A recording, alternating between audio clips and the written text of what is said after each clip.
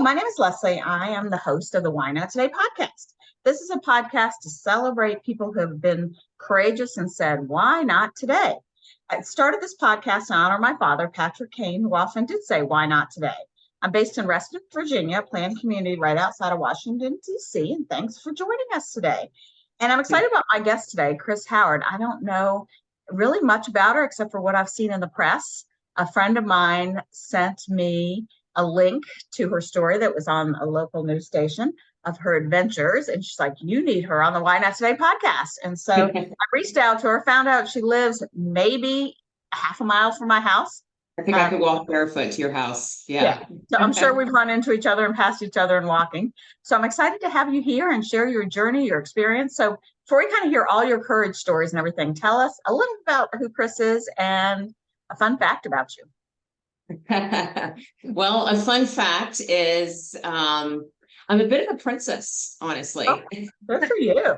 Which is a bit of a juxtaposition to the story that we're just about to talk about. Right.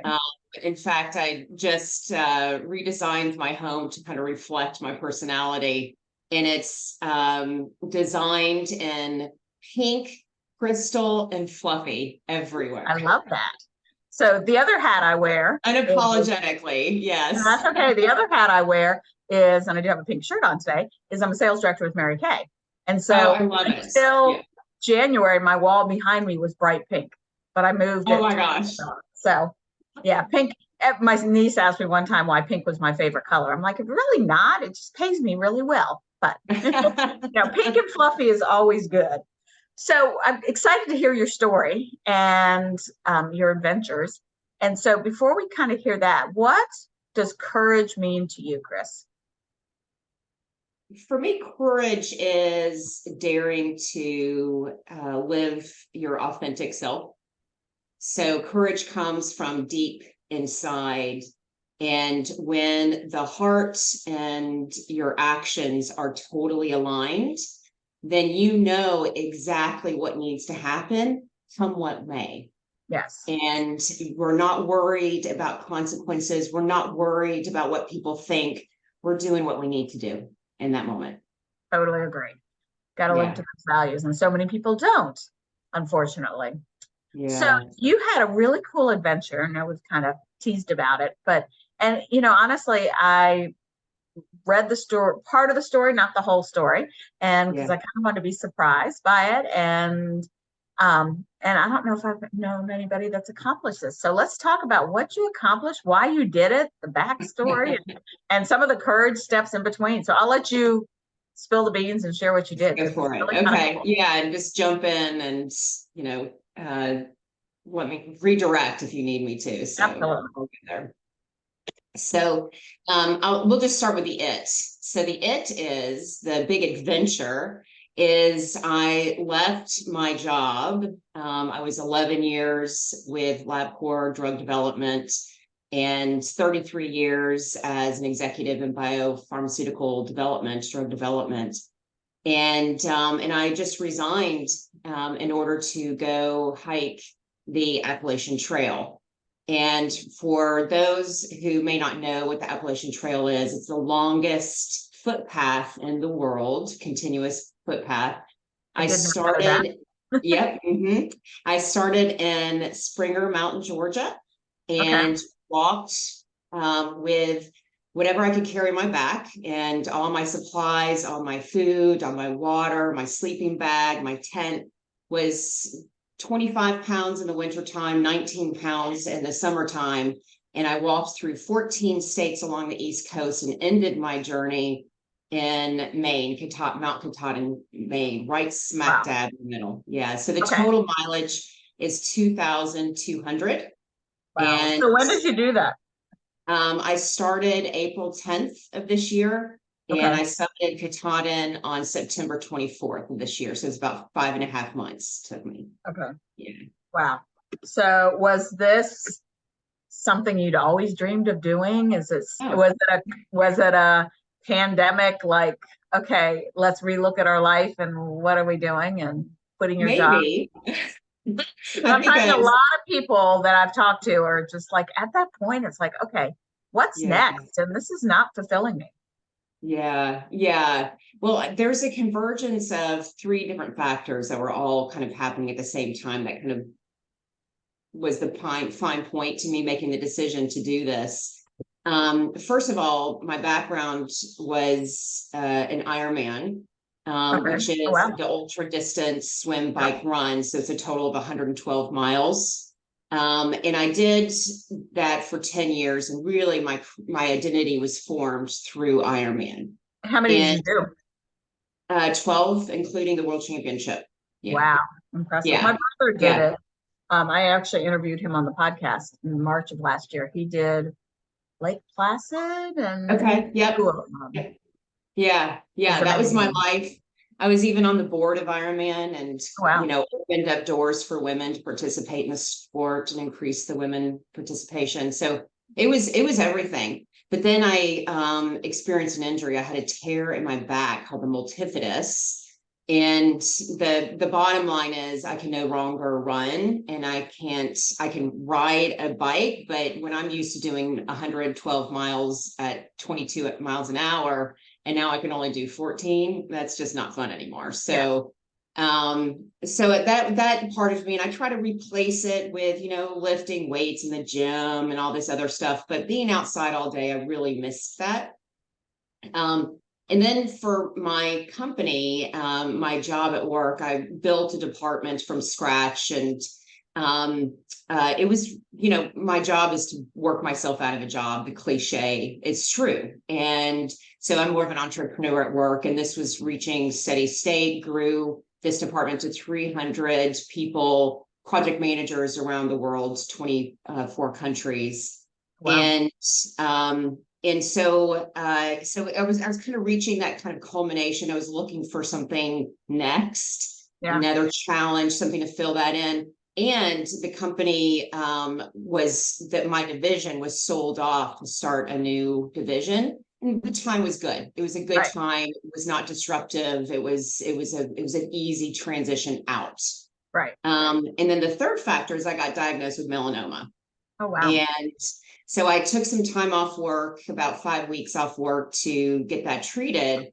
And while I was there, I saw a map of the Appalachian Trail on a friend of mine's wall. Mm-hmm. And I was obsessed. I was studying it, all the little lines, all the little twists and turns, and it felt like a bolt of lightning hit me from the sky. And it was that moment that I was like, this is it. This is going to scratch the endurance itch. I need an adventure. This will bring me back to my core self. And 2 months later, I was on trail. Wow. Love that. And by the way, a little detail, I've never hiked before. I've never camped before. I've Okay. never pitched a tent before. Honey, I'm not kidding when I say I'm all princess. And that's such a why not today story. It's like you just jumped in and did it. And like this podcast, I had never done this. And literally my first episode, I recorded on a Saturday. I launched on a Saturday, recorded it Friday at 3:00 because I was scared. I'm like, okay, I just got to do it. If you think about it too much, then you'll talk yourself out of it. Yeah. And, and so that's part of the podcast is I don't edit it. It's because it's just, it is as it is, and it's real. Yeah. Yeah. And I love that you've never been camping. And yeah, I always say my idea of camping is when room service cuts off at midnight. So I couldn't imagine the camping part. Yes. Oh, that's great. So did you go by yourself? Yeah, I did. I did the entire trek by myself, but I was never alone. So there was lots of other people who also are on the trail. So in fact, the first campsite, I walked in and there was this ring of these very experienced hikers, and they were, very rough. They had their beards, and their skin was weathered, and their hair was like long and unkempt, and their clothes looked like they've slept in it for a month, probably more, honestly. And they were having the fire, and they're cooking their food over the fire. I mean, these people were legit. And this one guy, he had a tie-dye shirt, and the shirt said, "I have weed for sale," right? So this is the kind of people that I'm like, these are not people that I would normally hang out with. And I walked up, and I had my little pearl earrings on and my white tee. I was about to ask, how prissy were you dressed during this thing? All my clothes are brand new, and I walk in and I'm like, hey, I can pitch a tent. And the guy who was wearing that shirt, I've got weed for sale. His name was Woodstock. We all have trail names. His name was Woodstock, which was quite appropriate. And he had a deep, deep Southern accent, so deep it almost required a translator. And he says, well, shit. He said, I've been out here all my life and I still don't know what I'm doing out here. And all the other people just laughed and ha, ha, ha, ha. And the whole gang got up and they walked me around and they showed me the ropes and they taught me how to look for a campsite and make sure the tree's not going to fall a branch on your head and look out for snakes and make sure you look for this kind of flat land. And they adopted me. Wow. And so that story, I think we need to risk being vulnerable to people who are quite intimidating, right? Because they're clearly experts, and just be willing to laugh at yourself and be messy and look like a fool. And it opens up new doors. It certainly did. Yeah, that's really the message I'm trying to get across is we need to live our life and just do the things and not be afraid. And I was talking to somebody yesterday about doing events and things for women. And she's like, we were talking about people who just say they're going to do something and then don't follow through. And there's, if you don't have to pay, there's not a lot of skin in the game, I've found. And she was saying that, a lot of people, they say they want to do it, but they're scared to walk out of their house or scared to walk in a new situation or scared to meet new people. Yeah. Which is so true. So, well, I guess you have amazing stories. So I love that story. So what was your, what'd you call it? Your trail name? My trail name is Phoenix Rising. Okay, love that. And everybody called me Phoenix for short. So whenever I'm on the trail, nobody knew what my real name is. They only knew me as Phoenix. Oh, wow. That's really cool. Yeah. All right. So what were the hardest parts that really took courage? Or once you started, you're like, okay, I'm good. Or were you ready to quit? Or no. It was so hard. It was so hard. And I need to stop saying it was so hard because we need to define hard, right? And put words to it. And I've seen, and I've got a friend that says I can do hard things.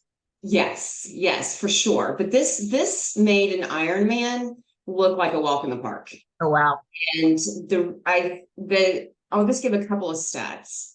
Total, there's 550,000 feet of elevation gain, which is the equivalent of climbing Mount Everest 18 times. Oh my goodness. And the terrain is best described as the longest obstacle course in the world. So if you're not dealing with mosquitoes, you're dealing with heat, and then all of the heat rash and your heat crystals, the salt crystals burrow into your skin and create a lot of swelling, especially on your back where your backpack is. If it's not that, then it's mud and rain. In fact, there was over 60% of the days were rainy, and even those non-rain days were wet and soggy and mucky. And there were, I'm not even exaggerating, states, miles and miles and miles of nothing but mud. And if you can think about what that mud is basically decayed vegetation. So if you take a bag of spinach that's rotten and inhale, that's what I smelled like. Oh. That's the mud. And so I'm slipping and sliding in that mud. And literally there was one day where I was just trying, I slipped 3 times in quick succession. I just could not go in a straight line. And I took my stick pole. Am I allowed to cuss? Sure. I took my pole and I'm sitting in this mud and I'm literally dripped all over because this is the 3rd time I fell that day. And I took my stick and I go, fuck you. And I screamed, just because I just could not walk in a straight line. It was so hard. And then if that's not finished, then you have technical climbing. So literally you're climbing up rock faces, and I've never climbed before. And I've got this big pack and my balance is off. Like practice or train, or you just did it? know at all what I was doing. Sounds like something silly, or I would say stupid, that I would do. Let's just do it. The success rate is only 20%, 25% depending on who you talk to. Wow. And I would not be surprised if it's less than 20% this year, because twice we had states of emergency. We had the fires, the Canadian fires, which caused me, yeah, that really caused me an exacerbation, which required me to get some medical attention ASAP. I couldn't even say the words, I can't breathe. Oh, wow. That was too hard for me. And there was a hurricane 2 days after the hurricane. There was another flood that came. It was 2 days of bolting rain. So when I went through the 100-mile wilderness, which is right before you reach Katahdin in Maine, really rugged area, the river crossings were up to your waist, and it was so strong. We did have one guy who died. We had another guy who got trapped under the water and had to get popped out of a stick. So they did have some workarounds. I took the walkarounds, but that added like 15 miles to the trail. So it was just dangerous at every turn. But in that process, you know, you hike 12 hours a day. You have to collect your water, you have to filter your water, you have to start a fire, and boil your water before you can drink anything, all of those things. And you just wake up and you do it again. You are exhausted and you are at your core. And what I found in all of that, besides we can do hard things, but it stripped you away of all of the things, right? We surround ourselves with pink and fluffy and crystal, like I'm doing here. You surround yourself with, I drive a fancy car, that makes me cool, or you have these friends, or you have this makeup to hide, the wrinkles, all the things. I was raw. I was vulnerable. I was at my most vulnerable moments. And what I found was, I'm enough. I'm enough as I am. I can do this. I will do this.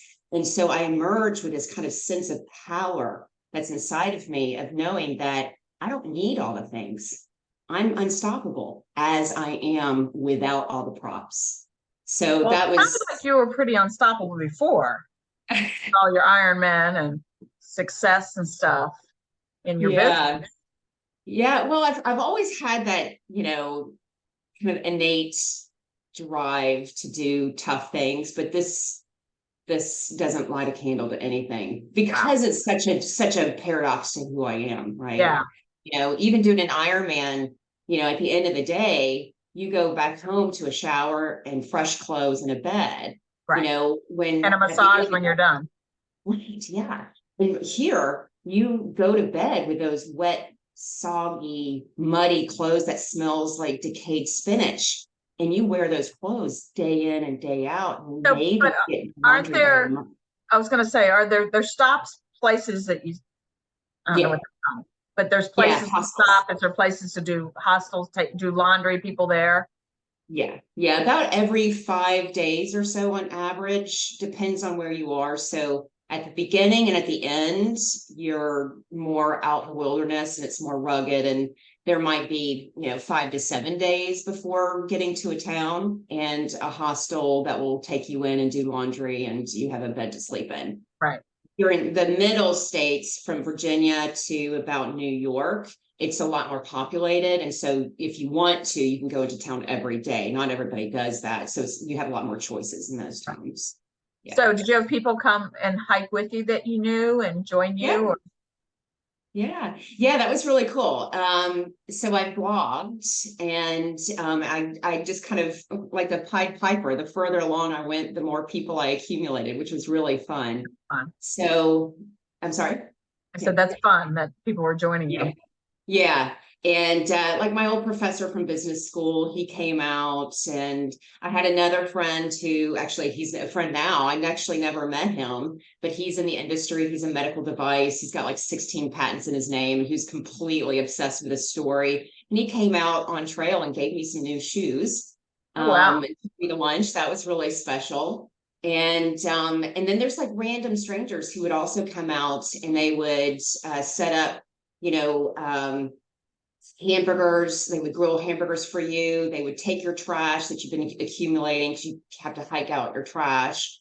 They would, give you a chair to sit in. That was glorious, a chair. Oh, wow. And then they would, various snacks or whatever. And that was called trail magic. And you get a lot of trail magic by these random people, just random acts of kindness. Yeah, it was really cool. Oh, that's really cool. You still haven't Cookies motivated are me good. to want to do it. But Yeah. so Fun. did you hike? You didn't say it was fun. Did you hike with people the whole time, or there were parts where you're by yourself?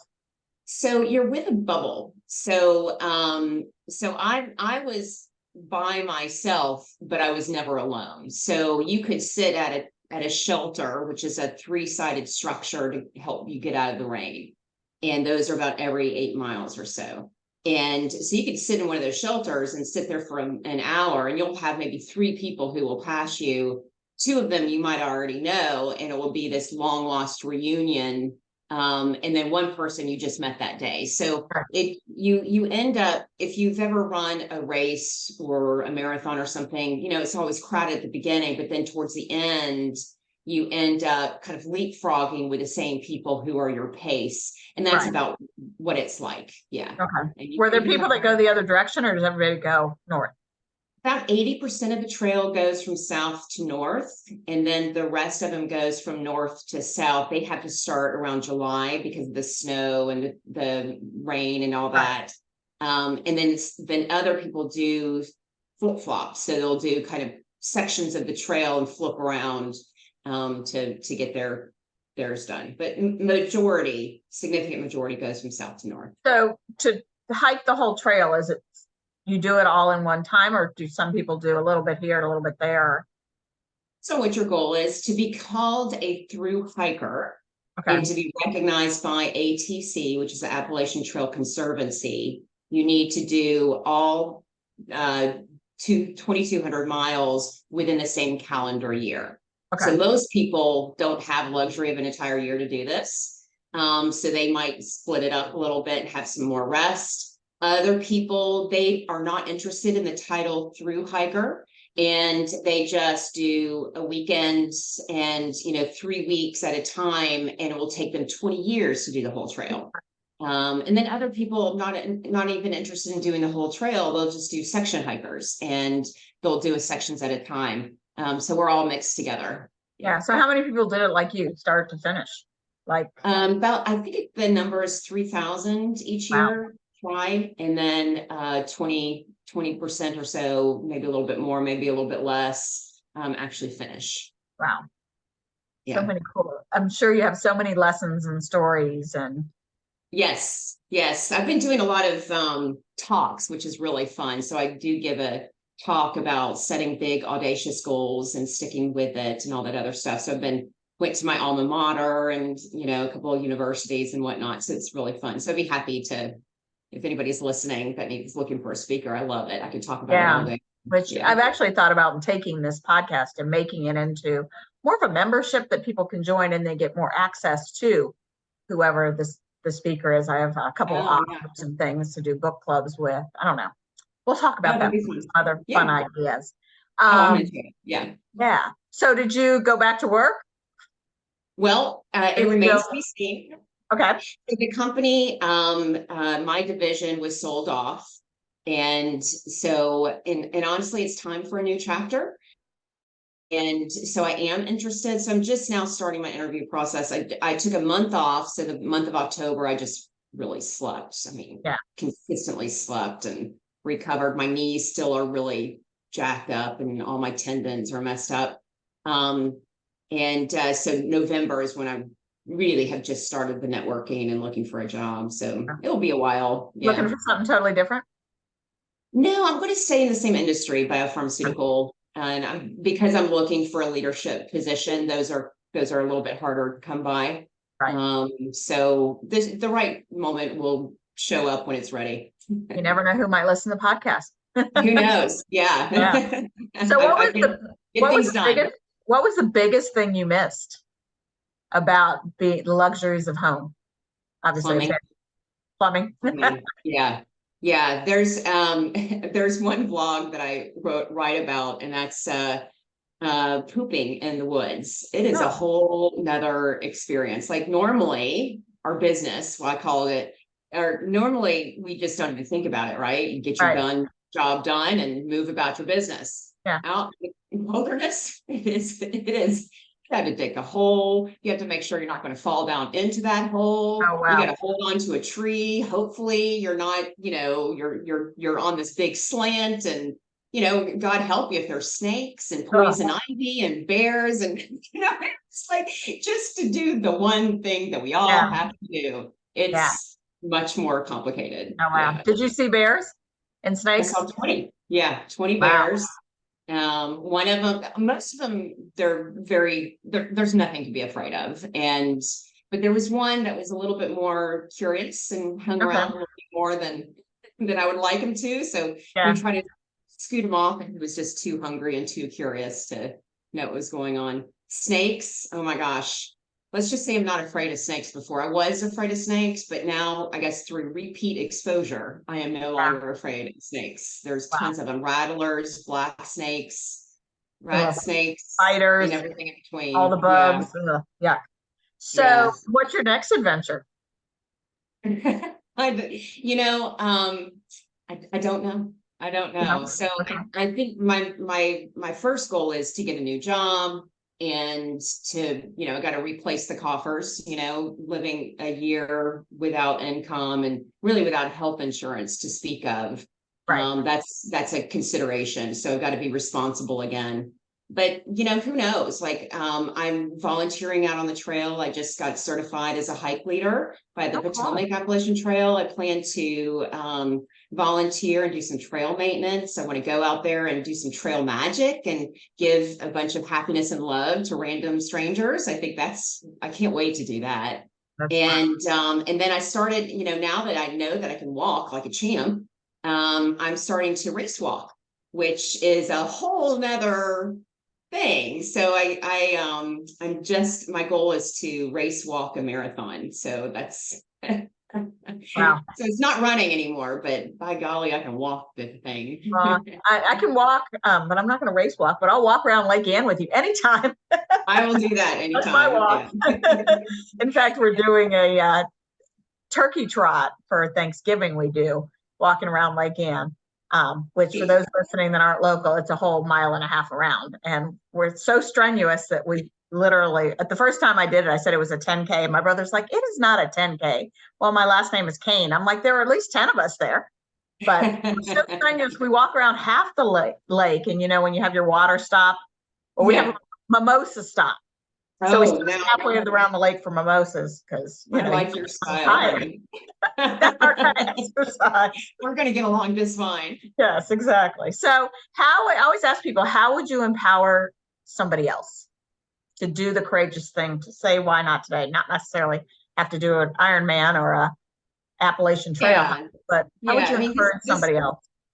This is a little bit extreme, and I don't think the message is to do this, but I think, we need to go back to our core. We need to remember who we are and the things that we love, and dare to be that person. If it's, you've always wanted to be an artist and you're really good when you were a kid at, drawing, and it took you away and you lost time, do that. Or if you like to cook, take some cooking classes, but don't be afraid to live. And it just takes small steps. It doesn't have to be, quit your job and do nothing for 5 months. You can just do it, spread into your existing day, but give back to yourself and remember that core person. And when you give back to yourself and you remember who you are, then you're just so much better at giving to others because you have that full tank. So agree. And that's one of the reasons I do this, is really to encourage people. And it doesn't have to be the big, it could be the little, like, some days it's just getting out of bed, or what are the things you enjoy and you want to do. And yeah, we got to live our life and not be so tied down. I did interview somebody, you have to go back and listen to the episode, with Charlene Wheelis. And she wrote a book about, I think it's called I Am Enough, which tied into what you were talking about. But she went to the ranks, the high ranks of corporate America, and got cancer twice, and finally is like, done. Like, I need to live my life. And, you know, we were talking about the whole health insurance thing. When I quit my job, people were like, what are you going to do about insurance? I'm like, I'm going to pay for it. She's like, I had amazing insurance, and my job that gave me the amazing insurance made me sick with all the stress. So, you know, there's definitely trade-offs. So yeah, you got to live your life. So I love your stories, and can't wait to read some of your blogs and follow. So I always try to connect back to my dad. And I think, you know, he had definitely a similar mentality. Just do it. You'll figure it out. Just take the leap. And he did some crazy things in his life. And he was still active. He had had strokes, and he still did things like went skiing and body surfing, and couldn't use half his body because of the stroke. And he only had one eye most of his life, but he still did all the things and lived his life. And, you know, I think also the connection, you live in Reston, and I mentioned we have mutual friends who, you know, from Reston Runners, which was a good friend of my dad's. So it's a small world. So I'm going to share all the ways to get in touch with Criss. Is there any particular way that you like people to find you? I'll just put it in your blog details, and we will share that. So, you know, if you like the podcast, share it with somebody, like it, pass it on, review it. We're really trying to grow the brand. So I do have, for those watching or listening, I have Why Not Today t-shirts to encourage people to say, why not today? And why not today cups, and oh my gosh, all the fun things to really encourage people just to be brave. So thank you, Criss, for your story. I'm excited to get to know you better. And thanks for everybody that listened. And remember, just say, why not today? You never know. That's great.